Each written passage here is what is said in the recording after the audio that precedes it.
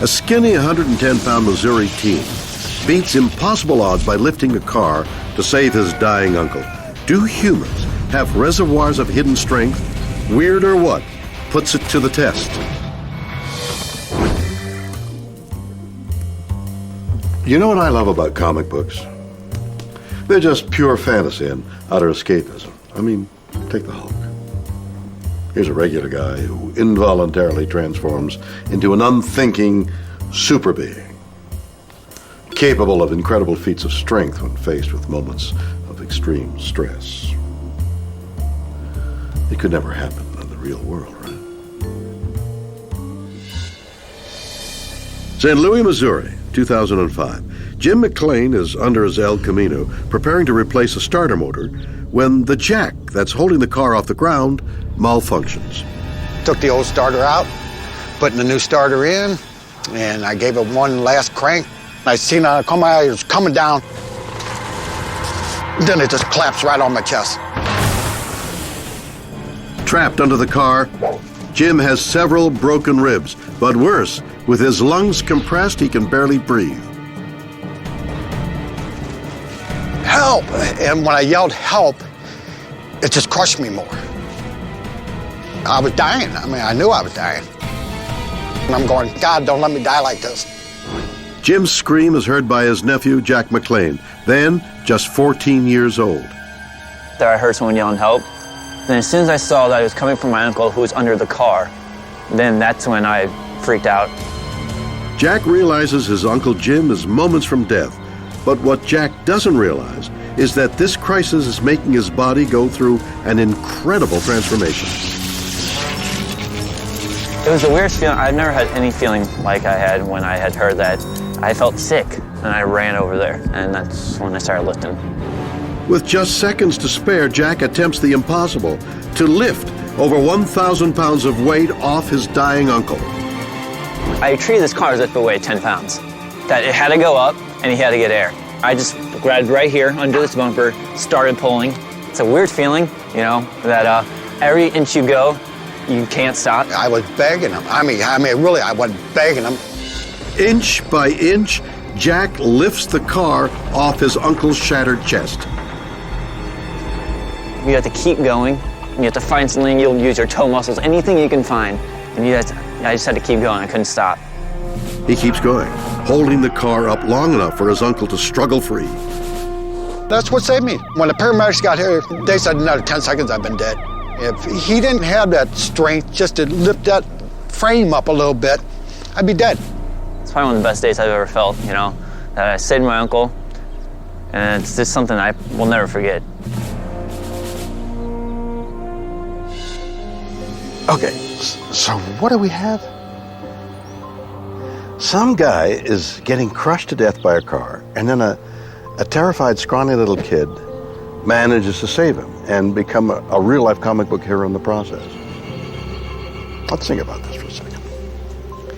If he's lifting the car at the engine block, even just an inch off the ground, that's around 1,000 pounds.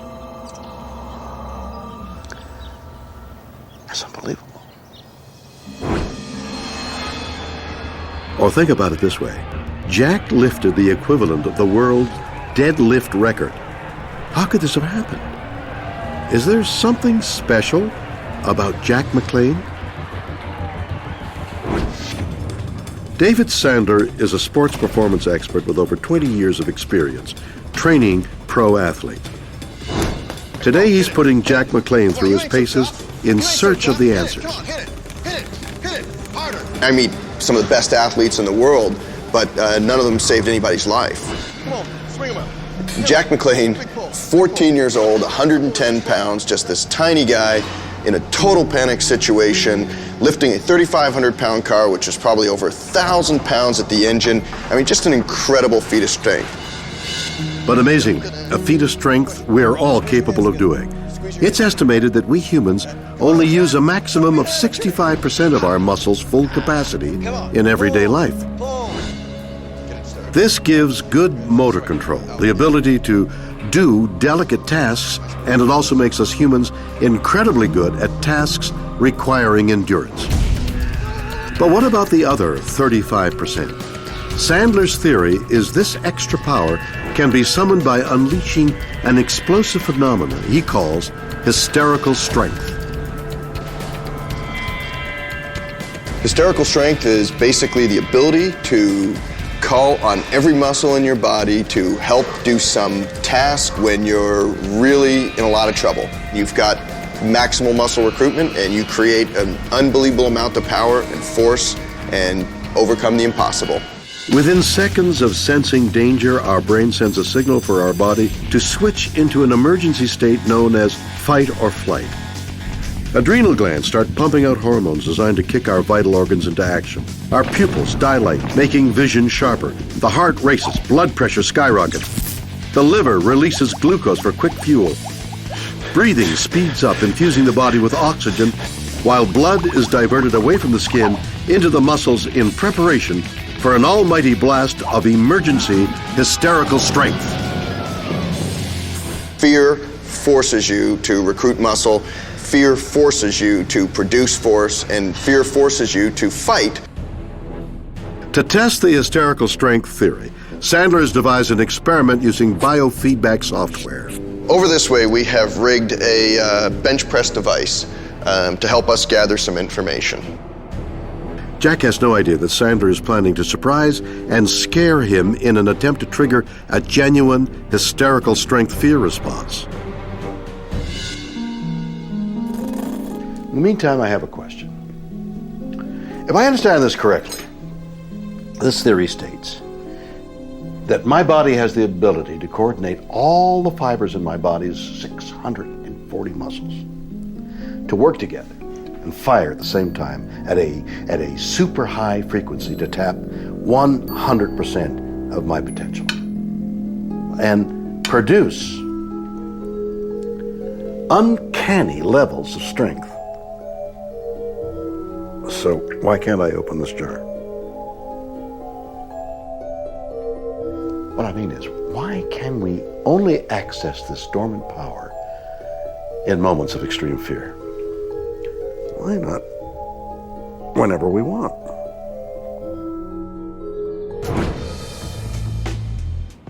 To find out, we need to take a trip into our evolutionary past. Let's ask this guy, Dr. Lawrence Gonzalez. He has a theory. We can't all be Superman all the time because we think too much. To him, a hormone-fueled physiological response is just part of the answer. The real explanation for such feats of strength is in how our brain rationalizes the extreme. If someone you love is pinned under a car, you might rush out and lift the car up without stopping to think that you can't lift a car. And the stopping to think is the key to this, because if you stop to think, you aren't that strong. All this thinking involves an area of the brain called the neocortex. The neocortex covers the outer layer of our brain and plays a critical role in controlling consciousness, language, reason, and logic, key characteristics that make us human. But according to Gonzalez, the neocortex also acts like an automobile governor, causing us to think twice, keeping our primal emotions in check. This overthinking makes us weaker, unable to tap into our full strength potential, a theory proven, Gonzalez believes, by the physical prowess of chimps.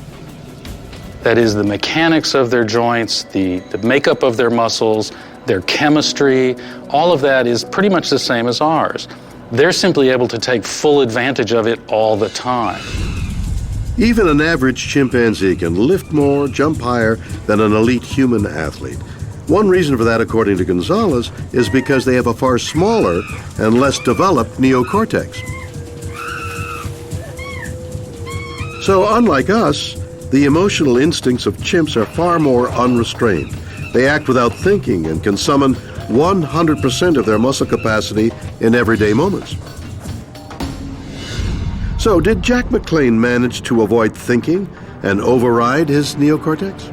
I didn't even waste time to think about, can I do it? I had to do it. Well, maybe he did. Okay, so science has a few neat theories to explain how we might react to these extreme situations. But does science have all the answers? Take the great explorer Sir Ernest Shackleton in 1908, a hero of mine. He and 3 companions survived walking for weeks, half-starved, across the frozen Antarctic wastes with a ration of just 1 biscuit a day. To what did he attribute his survival? Increased physiological response leading to greater endurance? No.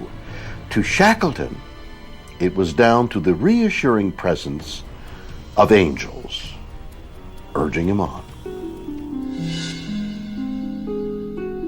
So, could young Jack McLain have had a little help from, elsewhere?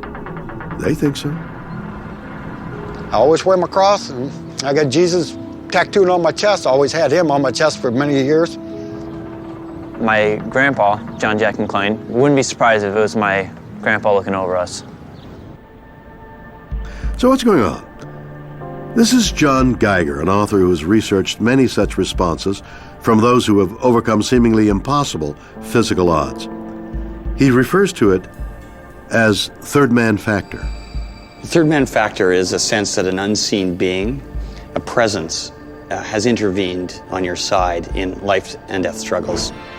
It's hard to comprehend how one wiry teenager could do something that on a normal day probably 20 men could not do. It is hard to use any word other than miracle to describe that situation. Geiger can't prove this theory.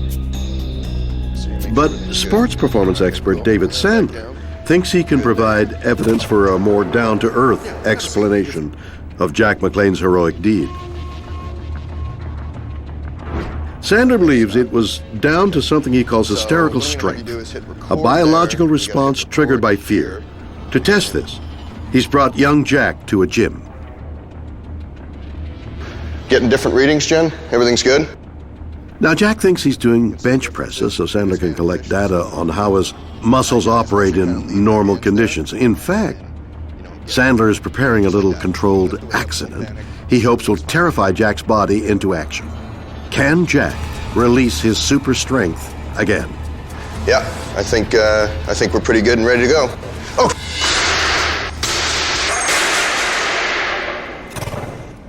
So much for that. Jack looks completely unfazed. But did the stunt provoke a hysterical strength response from his muscles? When the weight started falling, I just figured it was going to fall on me. So I tried to stop it, and then my heart started beating as I fell, so it was kind of scary at first. Let's check the data, starting with Jack's heart rate. You basically shot up to 150, almost 160 beats. 70 beats instantly. With your breathing rate, that jumped up considerably. You hit a 27 breaths per minute, like almost instantly. So again, bam, holy jumping, adrenaline dump, heart rate jump, breathing rate jump. So that's kind of cool. But what's really cool is the muscle activity. So here you are sort of moving along, all right? It's your muscles and you're kind of getting ready and going through. Now watch what happens to your muscle signal as we drop the weight. Oh, there it is. Wow. Yeah, see that? Yeah. Yes. Wow. So what happens is when you try to stop it, see how much more muscle activity occurs, okay? So as we're kind of doing this, you're sort of going up and down, we're getting a muscle reading. That was what you were seeing before. We drop the weight, you panic. Yeah. You fire everything you got to try to stop it. The experiment has shown how a shock event can trigger a fear response, calling dormant muscle strength into action. But what happens at the gym will never match that day in 2005 when a skinny 110-pound teenager managed to lift a full-size car off his trapped uncle. Is that weird or what?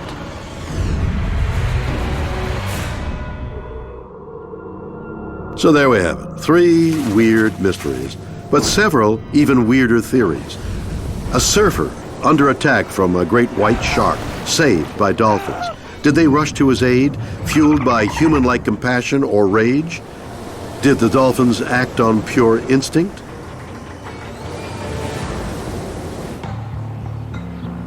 Cats and dogs, seemingly able to predict the passing of a human being. Are they detecting the scent of death? Are they picking up our unconscious body language? Or do our pets have supernatural powers? A skinny kid does the seemingly impossible. He lifts a car, saving his uncle from death. Was this extra strength fueled by a fear response? Or did Jack McLain have a guardian angel? You decide. Join me next time for 3 more stories that will undoubtedly be weird or what?